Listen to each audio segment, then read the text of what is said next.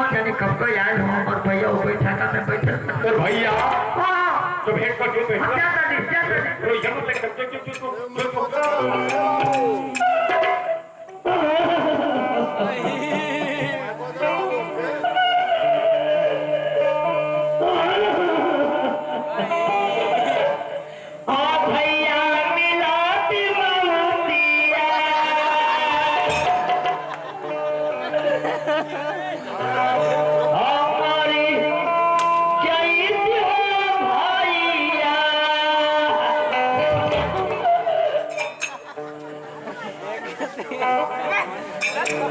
भैया हमारी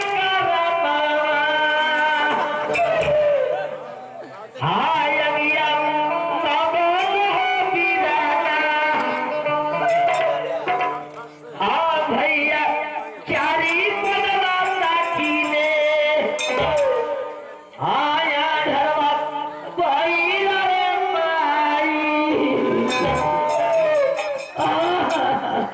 अरे चुप रहो रे कि हम करो भाई भी